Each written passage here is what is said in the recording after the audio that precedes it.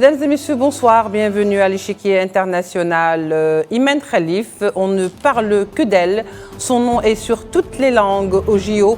Imen Khalif est devenue, bien malgré elle, le sujet de polémique depuis donc son bref combat et sa victoire contre la boxeuse italienne Angela Carini. Tout le monde a eu droit à son tweet contre Imen. L'on se pose même la question, ce qui a motivé cet acharnement médiatique et des réseaux sociaux contre Imen. Est-ce la victoire contre la boxeuse italienne Angela Carini qui, en pleurs, a pu peut-être attirer la pitié du monde politique et sportif? Aurait-il fallu que l'Italienne gagne? Et si tel était le cas, y aurait-il eu toute cette polémique ou alors on aurait juste fêté la victoire de l'Italienne? Le comité olympique a fini par trancher en faveur de la boxeuse algérienne au lieu de céder à la pression. Le Parisien écrit noir sur blanc, elle l'a respecté ou elle respecte les règles. Que faut-il plutôt de plus? Ce cyberharcèlement dénote d'une chose, le sport n'est plus ce qu'il était. Et lorsque la politique s'invite au sport, eh bien, ça ne fait pas toujours bon ménage. Le débat ne fait aujourd'hui que commencer.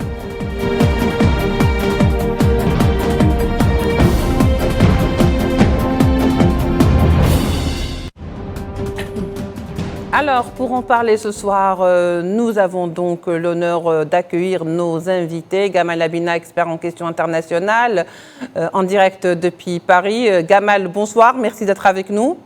Bonsoir et merci pour l'invitation.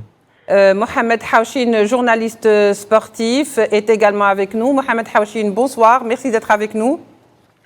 Écoutez, bonsoir à vous, à tout votre plateau, à tous vos invités. Un plaisir d'être avec vous.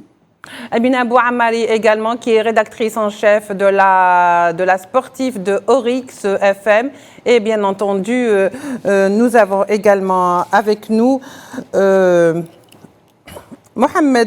Yazid Wahib, journaliste sportif. Yazid Wahib, qui donc est également avec nous. Tout de suite, nous allons démarrer le débat. Et la question qui se pose aujourd'hui, on va commencer par Gamal Abina. Alors dites-nous, Gamal Abina, comment doit-on expliquer, comment doit-on lire ce qui s'est passé juste après le bref combat, d'ailleurs il a été très court, entre la boxeuse algérienne et italienne, et qui s'est soldé donc par la victoire ou l'échec de l'italienne. Mais le plus malheureux, c'est qu'on a vu Imen Khalif qui est devenue la proie de harcèlement, d'attaques par les réseaux. Comment faut-il lire et comment faut-il surtout interpréter ce genre de comportement? Il y a un mot qui est très simple et qui ne va pas être long à expliquer, racisme. Ce sont de vulgaires fascistes qui ont la haine des Algériens, on le sait déjà, et qui ont la haine de tout ce qui est fait par l'Algérie. En bien ou en mal, ça ne les arrange pas.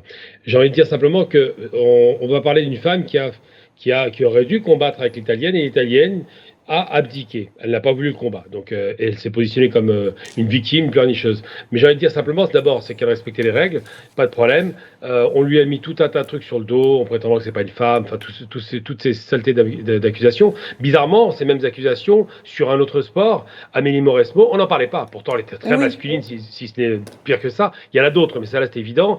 Bizarrement, on ne parle pas non plus de tous ces tricheurs qui sont dopés aux hormones de croissance. Je parle des tricheurs américains, par exemple, et nord-américains, qui, eux, ne sont pas inquiétés. On ne parlait pas non plus des Russes qui étaient, je parle des gens de l'Est en général, sous la période soviétique, où leurs femmes étaient quasiment des bonhommes, on peut le dire. Mais ça, par contre, on va attaquer une sportive algérienne dont on sait parfaitement que c'est une femme, qui a une voix de femme, qui a effectivement un physique de boxeur, il n'y a pas de problème là-dessus. Les boxeurs n'ont pas un bonnet. En général, ils ont le nez qui a été brisé, mais qui sait se battre. Là, on a une image d'elle qui est en train de s'entraîner. La seule chose qu'on puisse lui reprocher, c'est quoi? C'est qu'elle a retiré ses cheveux, les a raccourcis.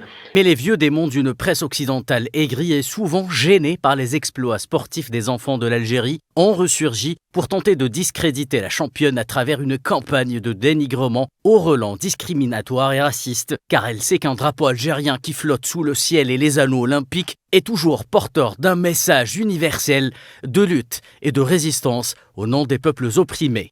Oui, lorsqu'il s'agit de saluer les victoires de l'Algérie, l'esprit coubertin déserte tout bonnement le sport, une presse partiale, déchaînée, unanime, usant d'adjectifs et de qualificatifs abjects et infamants au sujet de son identité de genre, lancée dans une cabale médiatique n'ayant pour seul motif que la volonté de pousser les organisateurs à disqualifier Khalif. Un tropisme qui en dit long sur l'état de décadence qui règne au sein des sociétés occidentales qui s'en mêlent les crayons entre un discours officiel empreint de nostalgie et qui tente de ressusciter l'âge des pratiques coloniales d'une part et les voix qui s'élèvent en faveur d'une forme dévoyée d'un progressisme libertaire et sans limite. La performance d'Imen Khelif, quant à elle, ne porte pas l'ombre d'un doute, pas plus que celle de ses prédécesseurs du ballon rond un certain juin 1982, lorsque l'Allemagne et l'Autriche se sont ligués contre les compères de Madjer et Belloumi au fameux match de la honte. Durant la soirée d'hier, le comité international olympique coupe l'herbe sous le pied des crayons agitateurs et des plumes complotistes par le biais d'un communiqué sans appel.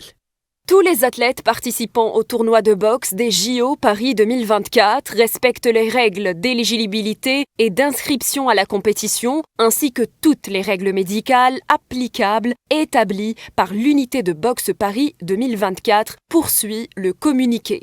Comme pour les compétitions de boxe olympiques précédentes, le sexe et l'âge des athlètes sont basés sur leur passeport. Sur son objectif qui est d'aller le plus loin possible dans cette compétition grâce à sa préparation et ses aptitudes physiologiques et mentales de femme algérienne, seule contre tous. Alors, on va directement vers Amina Bouamari, rédactrice en chef de la sportive de Oryx FM. Alors, il y a de quoi être choqué finalement, Amina, par ce genre de comportement à l'encontre de la sportive algérienne. Amina ? Alors, qu'est-ce qu'on peut dire sur cette affaire d'acharnement médiatique, de Imen bashing, comme je l'ai appelé ce matin, une athlète américaine, ou un athlète, si je puis dire, américain, qui a été donc autorisé également à compétir dans ces joutes de Paris, après avoir été donc en 2016, ou après avoir fait son coming out, entre guillemets. Alors, justement, qu'est-ce qu'on peut dire sur Imen ? Imen, elle reste focus, elle reste concentrée sur son sujet, elle aspire à aller de l'avant et faire taire tout ce beau monde avec une médaille donc dès demain. Mais je pense que cet acharnement médiatique ne vient pas de rien, ne vient pas du néant. C'est un acharnement qui a pour but respecter les valeurs sportives de l'Olympe. Très bien. Amina Bouamari, on va vous reprendre tout à l'heure. Le temps peut-être d'aller vers nos invités, d'ailleurs Mohamed Hawchine et Yazid Wahib. Mohamed Hawchine, alors on voit qu'il n'y a pas seulement une attaque contre Imen Khelif, il y a comme une sorte de cabale contre cette sportive juste parce que tout simplement, elle aurait tout simplement gagné en l'espace de quelques secondes contre son adversaire italienne. Où est-ce que vous en pensez ? Vous en pensez être le contraire ? Écoutez, oui, je vous resalue donc ce soir. Vous savez, c'est connu dès lors qu'il y a un athlète, un sportif qui ne relève pas du monde occidental, dès qu'il réussit des exploits, tout le monde se tire sur lui. En tous les cas, moi je me réfère à cette très belle déclaration du porte-parole de la FIFA, à savoir le Britannique Mark Adams, dans une conférence de presse hier, a traité cette histoire de triste histoire olympique. Il a même qualifié, lui qui s'est exprimé en anglais, il a été même jusqu'à le dire en français, il a dit c'est une histoire honteuse, honteuse, honteuse, à 3 fois, simplement pour dire que le CIO ne badine pas avec la discipline. La CIO n'est ni la FIFA, ni l'UEFA, ni la Confédération africaine de football, ni l'IBA, c'est International Boxing Association, qui est connu pour son milieu mafieux. Il est connu d'ailleurs. Le CIO ne reconnaît même pas l'IBA. Ils l'ont dit, ils l'ont rappelé hier. On ne reconnaît pas l'IBA qui est connu pour tous ces scandales mafieux depuis la nuit des temps. D'ailleurs, la preuve, vous savez que cette institution qui s'appelle l'IBA, qui est d'ailleurs présidée par le russe Omar Koleov, il faut citer son nom, a été marquée de plein de trucages. La preuve, notre boxeuse a été victime d'une grave injustice lors du championnat du monde à New Delhi, en Inde, en mars 2023. lorsqu'elle a gagné tous ses combats authentiquement polémiques, olympiques, pour le traîner sur un triste territoire politicien. Quand vous avez, je m'excuse, je le dis tout franchement, avec beaucoup de désolement peut-être, lorsque la première ministre italienne, qui est d'extrême droite, faut-il le rappeler, vous me suivez du regard, mais aussi son vice-premier ministre, ancien ministre de l'Intérieur, mais aussi de l'extrême droite italienne, donc il ne faut pas trop se poser des questions. On va revenir justement sur les réactions, oui. On va revenir... Je voudrais juste terminer pour apprécier, applaudir aujourd'hui la belle réaction au lendemain de sa défaite de la boxeuse Carini, qui a tenu à féliciter Iman Khalif. Elle a dit « je ne lui en veux pas ». Elle a dit « je ne suis très mal placée pour enquêter sur la véracité de sa fille ». Le problème, il est là dans toute sa splendeur. Tout à fait, Mohamed Haouchi. Tout à fait, Mohamed Haouchi. On va revenir vers vous, on va revenir également vers nos invités parce qu'il y a tellement de choses à dire. Alors, il y a eu Trump qui a tweeté, Elon Musk, le comité olympique turc, même la première ministre italienne Meloni et des anciens sportifs et athlètes qui se sont pris donc à bras raccourcis. On aurait aimé qu'ils le fassent sur le ring, peut-être avec Iman Khalif. Comme ça, la réponse aurait été plus courte que celle qui a été avec l'italienne. Le monde est allé donc du sien, ce qui laisse un petit peu penser plutôt que cela s'apparente plus donc Yazid Wahib, un acharnement contre Iman Khalif, plus que parce que beaucoup plus pour ce qu'elle représente pour que ce qu'elle ne l'est vraiment. Bonsoir, je n'ai pas beaucoup de choses à ajouter sur ce qu'ont dit les collègues sur le sujet.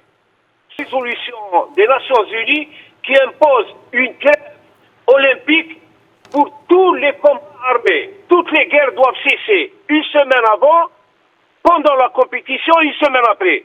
Aujourd'hui, pendant que les gens font la fête à Paris, des vies tombent quotidiennement à Gaza. Oui. Mais personne ne s'offusque. Aujourd'hui, cette histoire d'Iman Khalif, laissons l'histoire juger les auteurs des graves propos tenus contre la tête algérienne.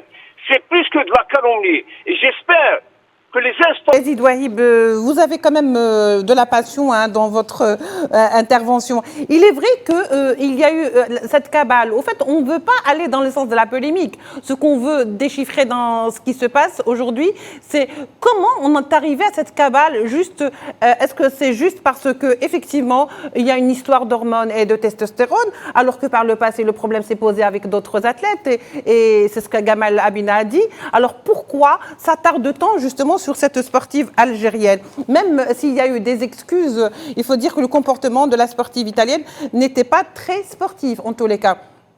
Il y a aussi autre chose, Gamal Abina, il y a eu aussi des athlètes qui ont sympathisé avec, ou du moins qui se sont solidarisés avec Iman Khalif, comme l'ancienne donc nageuse italienne qui donc avait dit que le fort de Iman Khalif, c'est qu'elle était restée concentrée et que l'italienne avait déjà perdu avant même d'être sur le ring. Et puis nous avons également l'affaire de, rappelez-vous, de l'athlète sud-africaine Caster Semenya qui a eu justement affaire à ce même problème. Est-ce que c'était aussi du racisme ou est-ce que c'était un souci de genre réellement? Le problème, c'est que sur 4 athlètes qui ont été dénoncés, il y a une Française dont on a très peu parlé, parce qu'elle faisait pas, évidemment, c'est pas un sport de combat, donc il n'y a pas de confrontation directe. Il faut rappeler quand même, c'est ça qui est extraordinaire. D'abord, des boxeurs ou boxeuses, vous avez bien vu, l'italienne n'est pas très belle non plus. C'est pas une question de beauté physique. Un boxeur, il prend des coups, donc forcément, le visage prend des coups. Oui. Ensuite, l'histoire d'avoir un physique un peu plus masculin ou féminin, mais ça rentre pas en considération. Les tests ont été faits, les choses sont très claires. Ce qui est écœurant, c'est que dans l'Occident prétentieux et vantard, qui vous parle toujours du gender, qui vous parle toujours des transgenres, qui vous parle toujours de toutes ces choses comme celle-là, qu'il normalise, quand ça vient d'Algérie avec quelqu'un qui ne se réclame pas de ces courants-là, là on tire à boulet rouge. Il faut bien comprendre, et surtout la France, alors la France est festival, hein, franchement, dans un pays où le fascisme s'exprime de façon extraordinaire, jusqu'à 10 millions de votants pour le Front National, il faut quand même se poser des questions. Il y a eu des polémiques à chaque fois dès que c'est l'Algérie qui intervient, c'est-à-dire que c'est les obsédés anti-algériens. Exemple, le drapeau algérien sort dans les rues, il y a une polémique jusqu'à le dingo de Nice, je ne donne même pas son nom tellement je le méprise. Eh bien, ce type-là a dit qu'il faut faire interdire les drapeaux. Ça ne le dérange pas de voir des drapeaux italiens, espagnols, ou comme la sportive qui est en barre parallèle. Dès que vous parlez d'elle, immédiatement, immédiatement, ce qui ressort, c'est Nemours. Immédiatement, c'est elle est formée en France. Oui. Mais les Français n'en voulaient pas. C'est ça Oui. qui est intéressant. Ils n'en voulaient pas. Donc c'est tout à l'honneur de l'Algérie de défendre cette femme. Et je félicite toute la communauté algérienne de l'Algérie et de la diaspora qui s'est liée en une journée de façon massive pour apporter son soutien. Et la racaille raciste en face a reculé. Bah oui, parce que de toute façon, l'Algérie et bien sûr le comité olympique algérien se solidarisent et défend la boxeuse algérienne. Au fait, ce sont des sportifs, ce sont des boxeuses. Donc, elles doivent avoir le physique qui va avec. Aller dans cette polémique, cela s'est fait également, comme je le disais, avec d'autres athlètes. Mais on a vu que ça se fait toujours, par exemple, avec des aborigènes, que le problème se pose là. Mais le problème ici aujourd'hui, on a vu que ça dépasse même l'acharnement. C'est quand même, ça fait 2 jours en discontinu, ça fait plus de 3 jours. C'est une véritable cabale, Mohamed Haouchine. Est-ce qu'on peut dire que finalement, il n'y a plus de limite entre le monde sportif et celui politique, puisqu'on voit que la politique s'invite de manière très, très grave dans le monde sportif? Oui, je suis d'accord avec vous. On est tenté de le dire, sauf que essayer de combattre tout ce qui a été gagné sur les terrains de sport, sur les rings, comme ça se passe aujourd'hui. Moi, encore une fois, je tire chapeau à notre boxeuse. Je la connais personnellement bien. Avec tout ce qui s'est abattu sur elle, elle garde les ailes et on croise les doigts pour elle. Elle risque de faire mal sur le ring et elle risque de faire mal à tous les lobbies qui sont en train de conspirer. Très bien, Mohamed Haouchine. Très bien, Mohamed Haouchine. En tous les cas, elle semble garder un bon mental et c'est ce qui permet ou ce qui fait elle de la sportive qu'elle est en tous les cas. Et d'autant plus que, paraît-il, que son prochain combat pour le quart de finale, eh ben, il n'y a plus de tickets. Et ben voilà, voilà ce qu'on peut appeler à quelque chose malheur et bon. Merci d'avoir été avec nous. Alors, je rappelle qu'était avec nous Amina Bouamali, rédactrice en chef de la sportive de Orix FM, Yazid Wahib, journaliste sportif, Mohamed Haouchine, journaliste sportif, Gamal Labina, expert en questions internationales. Merci de nous avoir suivis. Au revoir.